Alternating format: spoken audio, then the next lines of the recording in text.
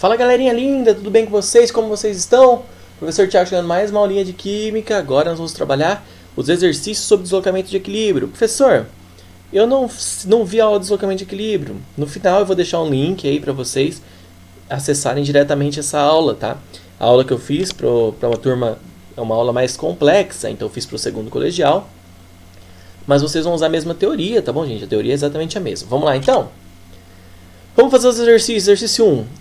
O gráfico ao lado, no gráfico que está abaixo, aqui tive que pôr, se refere ao sistema químico dessa reação, H2 mais I2 dando 2HI, ao qual se aplica o princípio de Le Chatelier, ou seja, deslocamento de equilíbrio. Assinale a alternativa à opção correta. Gente, aonde teve o deslocamento de equilíbrio? Isso aqui vocês não viram lá, porque eu não passo para o segundo colegial, mas é muito interessante para vocês, tá? Onde ocorreu a modificação? Então, ó, o equilíbrio químico é quando os valores ficam constantes. Então, você está vendo que os valores de H2, I2 e HI já estavam constantes? Eles estavam constantes já. Então, onde ocorreu a mudança do equilíbrio? Aqui, nesse ponto, por quê? Nesse ponto eu faço a modificação do equilíbrio. Que modificação que eu faço exatamente no ponto T1? O que muda no T1? O que muda exatamente no T1? O salto do H2 é muito grande, então eu tive um acréscimo de H2. Tá bom? Quando eu acrescento H2, eu desloco o equilíbrio no sentido direto, né? Eu desloco para lá, desloco o equilíbrio para a direita. Ou seja, a quantidade de HI vai aumentar e a de I2 vai diminuir. Olha lá, ó. A HI vai aumentar, a de I2 vai diminuir e a de H2 também vai diminuir. Tá vendo como que é o gráfico, gente? Até a hora que eles voltam a ficar em equilíbrio, que é o tempo T2. Então, ocorreu a adição de H2 em T1, aumentando a concentração de HI. Certo? Letra D. Vamos para o próximo. Exercício 2. No equilíbrio que está aí, o valor da constante de equilíbrio Kc é 4 vezes 10 a menos 4. Com o aumento de NO, o que acontece com o valor de Kc? Eu não vou nem falar nada, tá, gente? Kc é uma constante. Se ela é uma constante, ele não pode se alterar, é uma constante. Por causa disso que tem o deslocamento de equilíbrio, porque eu modifico os valores dos outros componentes para manter o valor da constante. Tudo bem? O único fator que altera a constante de equilíbrio é a temperatura, tá bom? A modificação da temperatura, ela sim altera a constante de equilíbrio, mas é o único fator que altera a constante de equilíbrio. Beleza? Exercício 3. Uma das etapas na fabricação do ácido sulfúrico é a conversão de SO2 a SO3, uma reação reversível efetuada na presença de um catalisador, que pode ser representada por essa equação química que está aí, ó. Considere um experimento em que a pressão total dos gases seja mantida constante. O gráfico que descreve qualitativamente a variação no equilíbrio da concentração de CO2 com a temperatura nesse experimento é...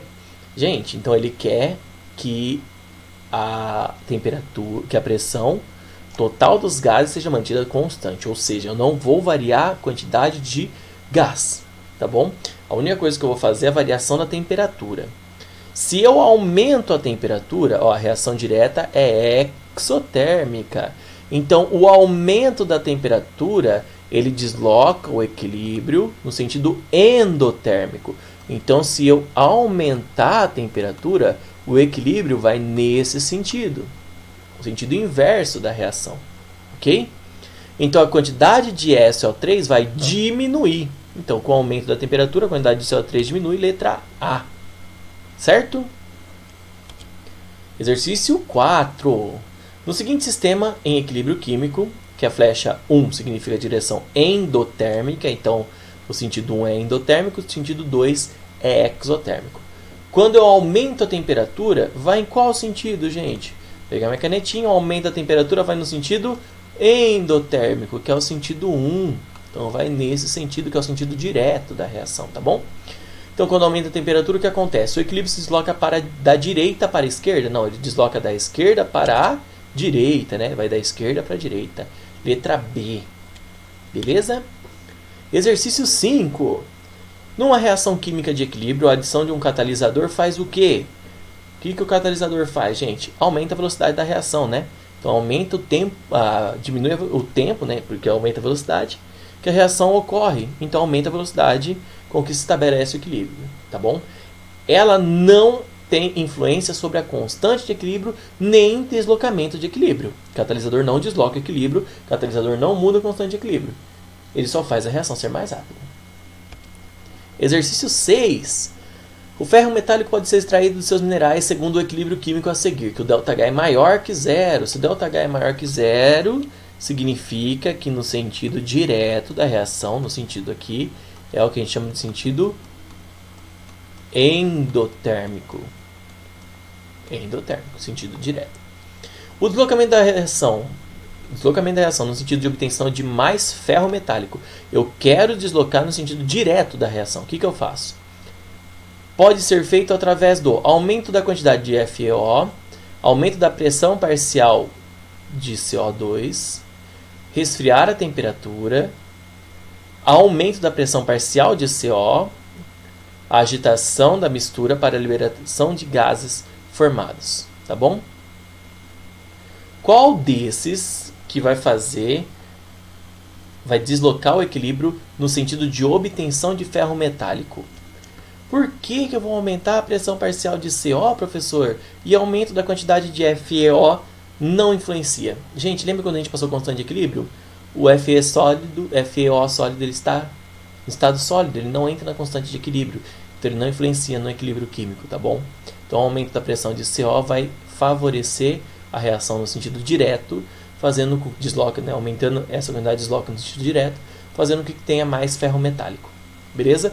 E aqui eu não estou falando aumento da pressão do sistema, né? Tem lá que é aumento da pressão do sistema. Não, aqui é aumento da pressão de CO, ou seja, a pressão só de CO, ou seja, aumento da quantidade de CO.